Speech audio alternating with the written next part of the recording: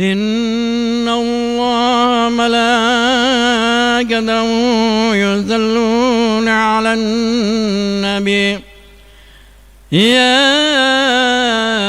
أيها الذين آمنوا صلوا عليه وسلموا تسليما اللهم صل وسلم على سيدنا محمد وعلى آل سيدنا محمد.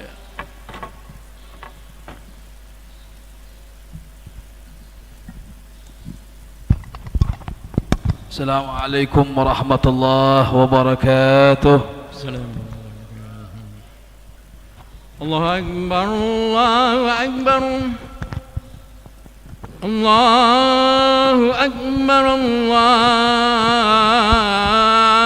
Akbar. Asyhadu an la ilaha illallah. أشهد أن لا إله إلا الله. أشهد أن محمدا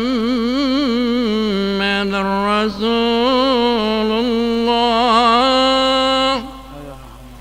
أشهد أن محمدا رسول الله. حي على الصلاة، حي على الصلاة، حي على الفلاح، حي على الفلاح. الله أكبر، الله أكبر، لا إله إلا الله.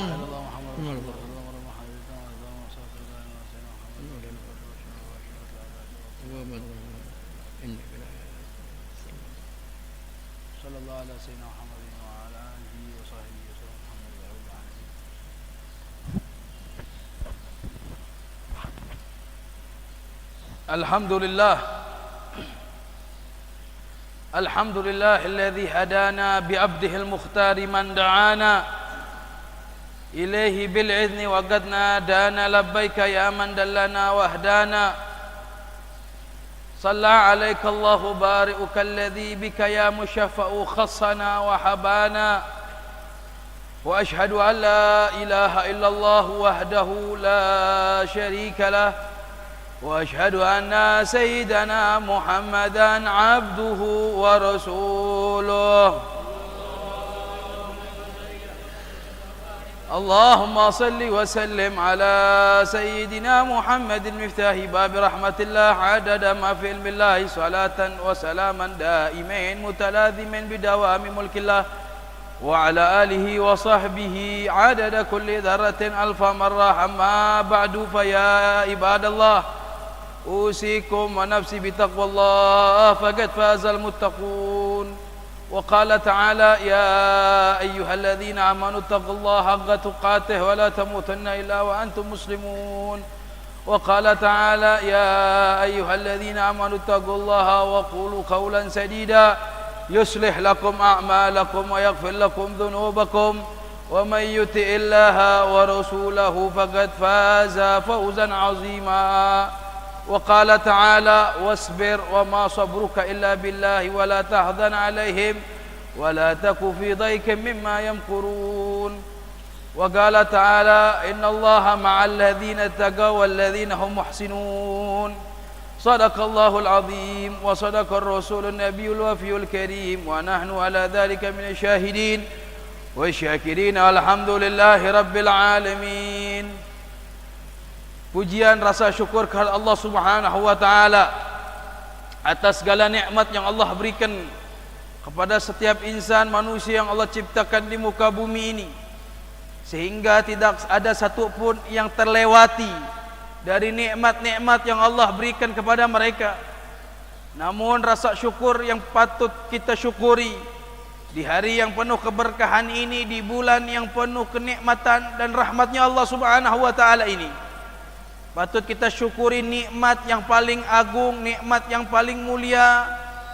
Di antara nikmat-nikmat yang tidak semua nikmat tersebut Allah berikan kepada manusia, yaitu nikmat iman, nikmat yang paling luhur di sisi Allah Subhanahu wa taala. Sehingga di hari yang penuh keberkahan ini Allah masih izinkan insan jiwa yang hina, yang penuh dengan dosa, diizinkan untuk bersujud di hadapan Allah Subhanahu wa taala, seraya berharap ampunan rahmatnya, sehingga kelak Allah jadikan hamba yang paling dicintainya dan hamba yang paling dicintai oleh Muhammad sallallahu alaihi wasallam. Salawat serta salam kita haturkan kepada Sayyidul Bashar, Nabi yang kita harapkan syafaatnya di yaumil kiamah, Nabi yang kita harapkan meminum air telaga Kautsar darinya. Tidak ada manusia yang kelak di yaumil kiamah mampu berbicara di hadapan Allah kecuali Nabi yang sangat mulia, yaitu Nabiuna wa Maulana Muhammad sallallahu alaihi wasallam. Semoga Allah Subhanahu wa taala tidak haramkan kepada kita, anak kita, istri kita, keluarga kita syafaat Nabi besar Muhammad sallallahu alaihi wasallam, dan kelak dibangkitkan di yaumil kiamah di dalam barisan baginda Rasulullah sallallahu alaihi wasallam. Fa ya ibadallah, ayuhal muslimun rahimakumullah, kita berada di bulan yang mulia, bulan Sya'ban, bulan di mana Allah Subhanahu wa taala jadikan pintu gerbang kedua untuk bulan kekasihnya. Di antara kekasihnya baginda Rasul sallallahu alaihi wasallam, yaitu umat Nabi Muhammad sallallahu alaihi wasallam.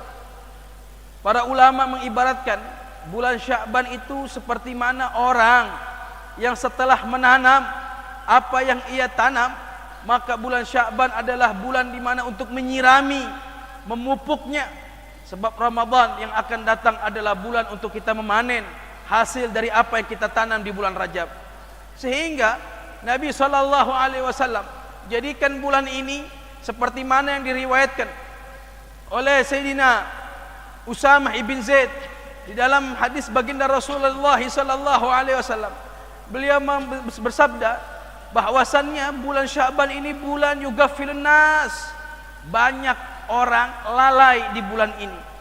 Banyak orang menyepelekan bulan ini, karena bulan ini tidak mempunyai keagungan seperti mana di bulan Rajab sebelumnya. Maka kata Nabi sallallahu alaihi wasallam, ini bulan banyak orang yang lalai.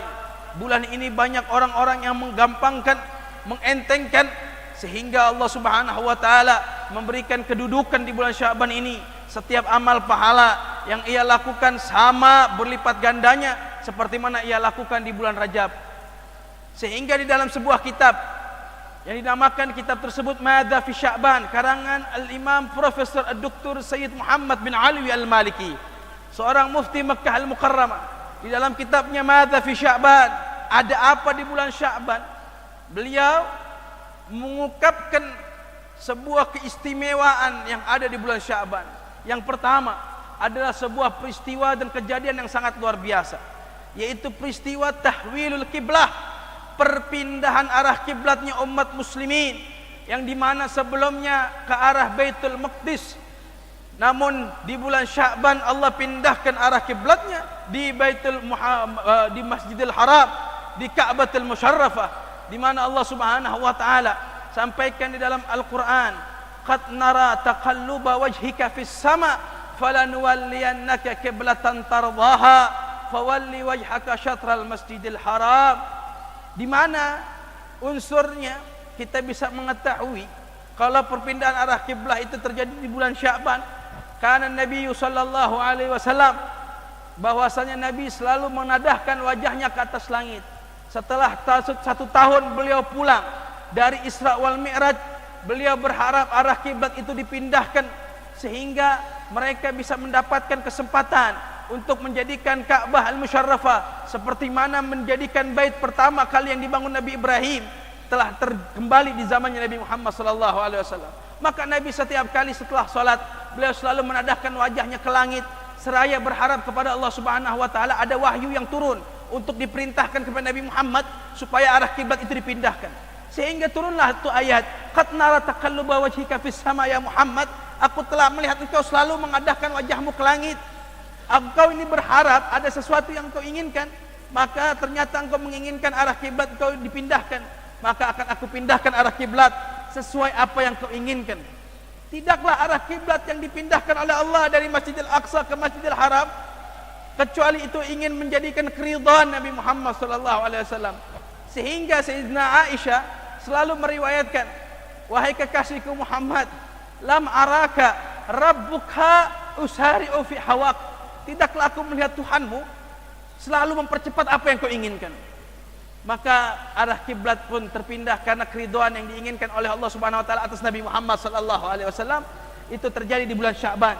Dalam sebuah kitab tersebut pun Masjidil Aqsa menjadi kiblat pertamanya umat muslimin selama 17 bulan, di mana Nabi sallallahu alaihi wasallam meminta setelah hijrahnya baginda Rasulullah sallallahu alaihi wasallam untuk minta kepada Allah dipindahkan ke arah Masjidil Haram, Baitullah, yaitu Ka'batul Musyarrafah. Yang kedua, di dalam kitab tersebut diceritakan peristiwa yang sangat luar biasa yang sering kita dengar, mukjizat Rasulullah sallallahu alaihi wasallam. Ada sebuah mukjizat yang dimana terjadi di bulan Sya'ban, yaitu adalah Gad'ul Qamar, adalah dibelahnya bulan. Yang kita sering dengar adalah bagaimana Nabi Muhammad sallallahu alaihi wasallam menunjukkan ketika banyaknya orang-orang Quraisy yang mendustai Nabi Muhammad, yang mereka tidak mempercayai Rasulullah, Nabi Allah berikan izin untuk membelah bulan, sehingga mukjizat tersebut terdengar dan tertulis di dalam kitab Sirah An-Nabawiyah karangan Ibnu Hisham, bahwasanya itu terjadi di bulan Sya'ban. Yang ketiga, ada sebuah peristiwa yang sangat luar biasa di bulan Sya'ban, yaitu peperangan Bani Mustalik. Itu pun terjadi di bulan Sya'ban, di mana Allah Subhanahu wa taala mengirimkan pasukan paling terbaiknya pasukan, dan Allah menyingkirkan seburuk-buruknya pasukan, yaitu kaum-kaum munafikin yang dimana mereka tidak ingin ikut berperang bersama Rasulullah sallallahu alaihi wasallam. Sehingga bulan Sya'ban mempunyai peristiwa kejadian yang sangat luar biasa yang begitu banyak. Dan ada sebuah keutamaan di dalam kitab tersebut diceritakan, disampaikan ada sebuah keutamaan yang ada di bulan Sya'ban atau sebuah fadilah, yaitu raf'ul a'mal, pengangkatan amal perbuatan kita selama kita hidup di dunia ini. Di bulan Sya'ban Allah Subhanahu wa taala memberikan waktu yang khusus, yaitu raf'ul fauri, pengangkatan amal secara langsung, di mana ketika seseorang melakukan kebaikan di menit itu, di detik itu, maka di menit dan di detik itu pun Allah angkat amal perbuatannya. Sehingga diriwayatkan oleh Sayyidina Abu Musa al-Ash'ari di dalam sebuah hadis baginda Rasulullah sallallahu alaihi wasallam, karena Nabi sallallahu alaihi wasallam, Nabi itu setiap kali sebelum masuk salat zuhur, beliau suka melakukan arba'u raka'atin, melakukan salat 4 rakaat sebelum masuknya atau sebelum iqamahnya zuhur. Selalu beliau lakukan ini, dan ketika ditanya oleh sahabatnya, kenapa engkau melakukan perkara ini ya Rasulullah? Seperti mana timbangan atau nominal rakaatnya seperti zuhur? Beliau mengatakan, aku laksanakan salat ini karena di jam ini biasanya Allah Subhanahu wa taala tuftahu abwabus sama, Allah buka pintu langit. Sehingga ulama fikih menjadikan amalan 4 rakaat yang dilakukan oleh Nabi sebelum zuhur adalah amalan qabliyah yang paling disukai oleh Nabi Muhammad SAW sebelum melakukan salat fardhu zuhur. Dan Nabi mengatakan, dan aku menginginkan ketika amal perbuatanku diangkat oleh Allah, aku dalam keadaan sujud bersamanya. Di riwayat yang lain, Nabi SAW diriwayatkan oleh Anas bin Malik bahwasanya Nabi selalu melakukan puasa, paling banyak puasa yang dilakukan oleh Rasulullah selain di bulan Ramadan ada di bulan Sya'ban. Maka beliau selalu menjawab ketika ditanya sahabat, kenapa engkau lakukan ini ya Rasulullah? Maka Rasulullah menjawab, aku melakukan ini tujuannya supaya ketika Allah mengangkat amal perbuatanku di sore hari untuk pergantian pagi kepada malam, maka aku diinginkan pengangkatan amal tersebut dalam keadaan aku berpuasa. Banyak keutamaan di bulan Sya'ban dan dilakukan oleh Nabi Muhammad sallallahu alaihi wasallam. Fa ya ibadallah ayyuhal muslimun, ini Nabi Muhammad yang punya kartu jaminan ke surganya Allah Subhanahu wa taala. Yang Allah ampunkan dosanya min dzambihi ma taqaddama wa ma ta'akhkhar, yang lalu yang akan datang Allah udah ampuni. masih melakukan perkara yang dimana Allah menginginkan perkara tersebut, Nabi menginginkan, Allah mengangkat amal perkaranya dalam keadaan berpuasa, dalam keadaan beribadah. Namun banyak dari kita yang lalai, yang entah dapat dari mana kartu jaminan surga, namun enggan untuk beribadah di bulan Sya'ban, enggan menghidupkan puasa di bulan Sya'ban, enggan menghidupkan dengan zikir, salawat kepada Nabi Muhammad sallallahu alaihi wasallam, sedangkan di dalam dirinya tidak mempunyai jaminan masuk ke dalam surganya Allah Subhanahu wa taala. Fa ya ibadallah ayyuhal muslimun, maka mari sama-sama kita dekatkan diri kita di bulan Sya'ban. Ambil segala apapun yang Allah perintahkan di bulan Sya'ban ini. Ambil apa yang kita dengar dari para guru-guru kita tentang keutamaan di bulan Sya'ban. Jangan sampai ketika bulan Rajab yang penuh dengan keutamaan telah lewat dan kita enggak mendapatkan ampunannya, enggak mendapatkan rahmatnya. Lalu kau berharap dari mana ampunan Allah? Jikalau bulan yang penuh ampunan saja tidak kau dapatkan, jikalau bulan yang penuh rahmat saja kau tidak mendapatkan rahmatnya, lalu kau berharap kepada siapa ampunan tersebut? Lalu kau berharap kepada siapa rahmat tersebut? Maka dekatkan diri kita di bulan Sya'ban. Lebih-lebih dikit lagi kita akan masuk ke bulan Ramadan. Puasa-puasa kita yang belum kita qadha, mari kita qadha lebih dulu supaya masuk bulan Ramadan hati kita bersih, hati kita dalam selamat dan dalam afiah wassalam fid dharain amin. Dan terakhir, di dalam kitab tersebut diceritakan, di bulan Sya'ban ini ada satu malam yang sangat mulia, yaitu malam nisfu Sya'ban, malam di mana Allah Subhanahu wa taala mengampunkan segala dosa illa likahinin. Orang yang percaya dengan dukun, orang yang percaya dengan sihir, mereka tidak akan mendapatkan ampunan Allah. Dan alladzi fihi syahna, asyahid, orang fihi syahna, orang yang penuh dengan kebencian tidak akan mendapatkan ampun dari Allah. Ketika datang malam nisfu Sya'ban, di saat semua Allah ampunkan dosanya, orang yang menebar kebencian, memendam kebencian, suka menebar kebencian kepada siapapun, ini orang-orang tidak akan mendapatkan ampun dari Allah Subhanahu wa taala, apalagi dalam hatinya penuh dengan al-higid, kebencian yang nyata terhadap saudaranya. Maka maafkan kepada mereka yang penuh dengan kesalahan, dan berilah maaf kepada mereka yang telah berbuat salah, sehingga malam nisfu Sya'ban datang kita dapat ampunan Allah Subhanahu wa taala. Semoga Allah sampaikan kita di bulan Ramadan dalam keadaan afiah wassalamah fid dharain amin ya arhamar rahimin. Barakallahu li wa lakum fil Qur'anil Karim wa nafa'ani wa iyyakum bima fihi minal ayat wa dzikril hakim. Aqulu qouli hadza wa astaghfirullahal azim fastaghfiruh innahu huwal ghafurur rahim.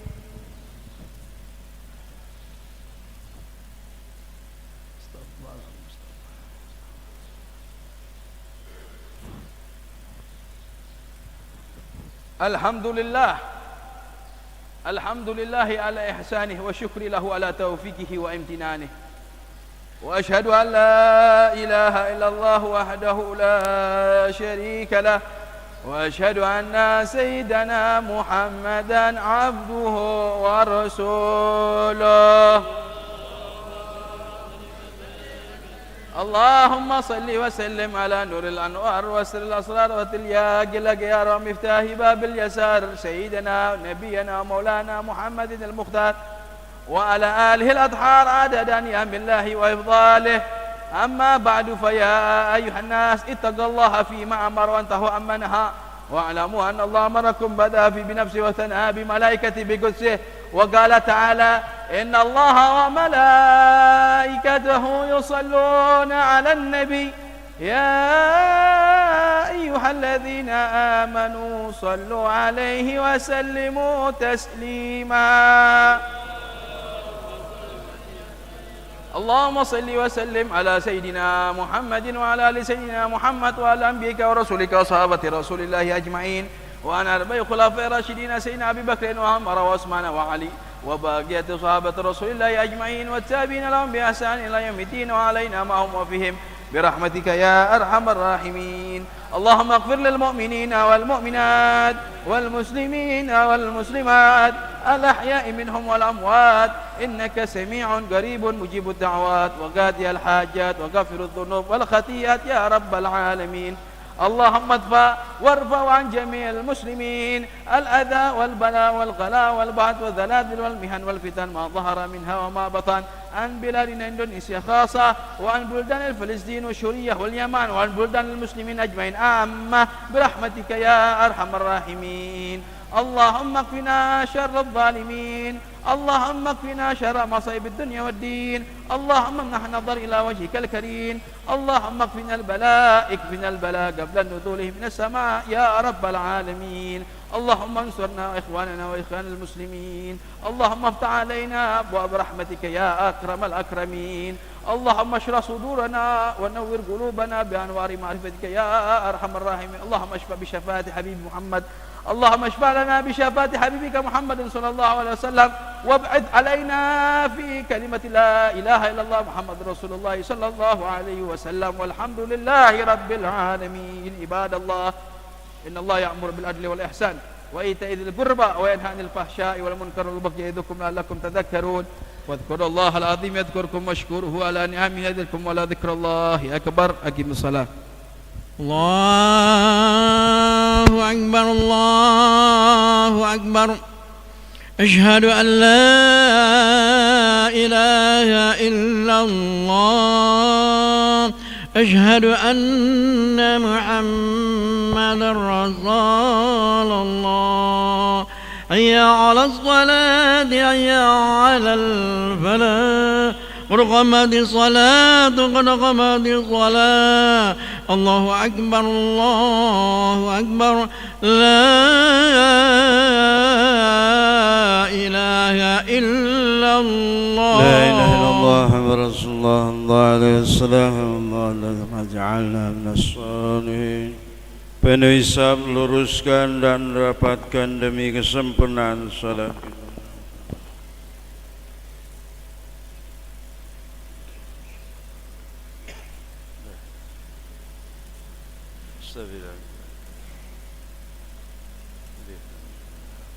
Allahu Akbar.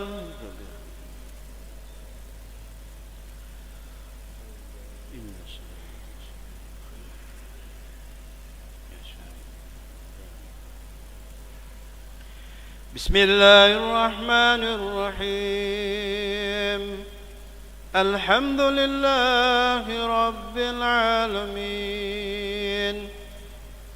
الرحمن الرحيم. مالك يوم الدين.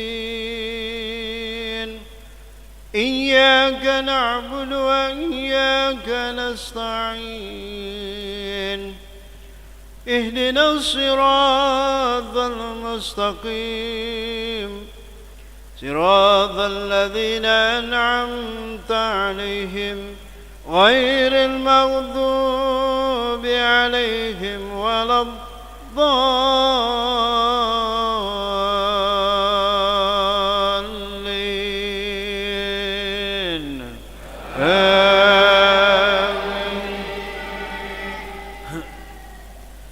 بسم الله الرحمن الرحيم. سبح اسم ربك الأعلى الذي خلق فسوى والذي قدر فهدى والذي أخرج المرعى وجعله غثاء أحوى. سنقرئك فلا تنسى إلا ما شاء الله. إنه يعلم الجهر وما يخفى. ونيسرك لليسرى فذكر إن نفعت الذكرى.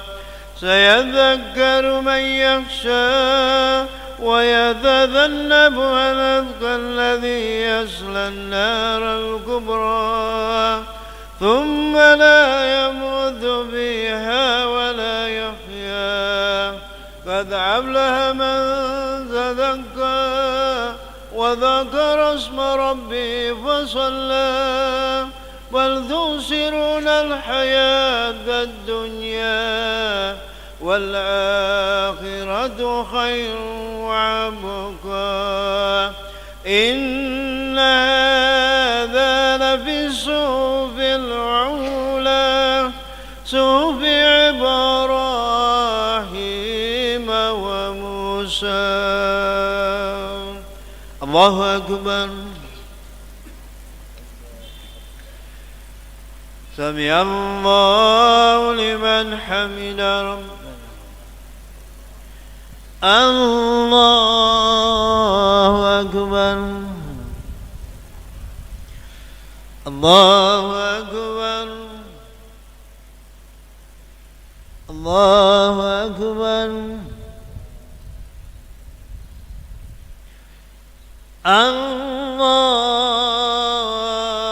الله أكبر بسم الله الرحمن الرحيم الحمد لله رب العالمين الرحمن الرحيم مالك يوم الدين إياك نعبد وإياك نستعين اهدنا الصراط المستقيم صراط الذين أنعمت عليهم غير المغضوب عليهم ولا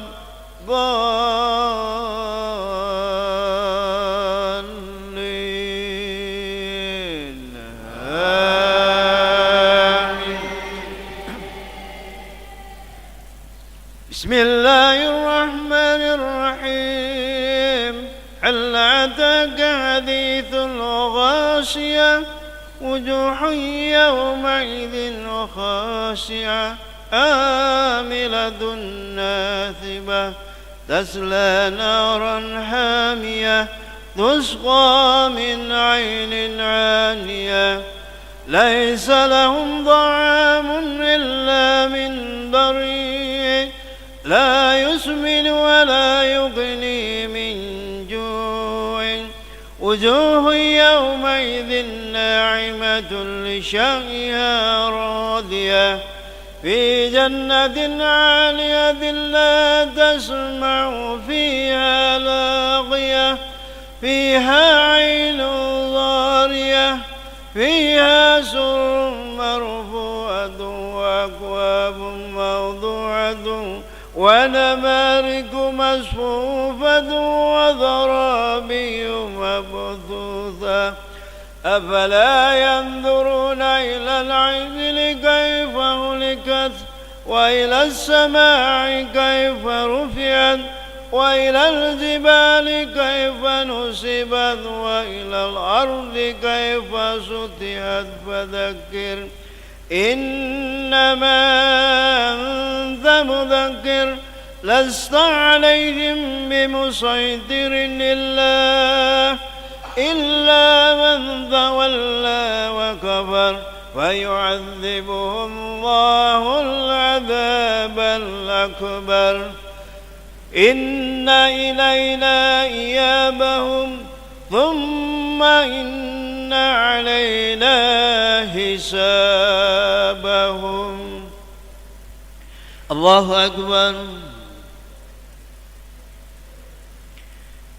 سمع الله لمن حمده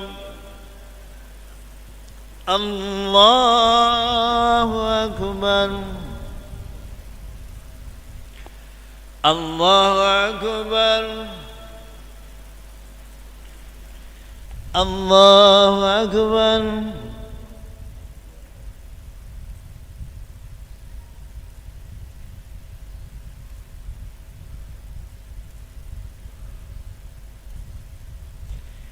الله أكبر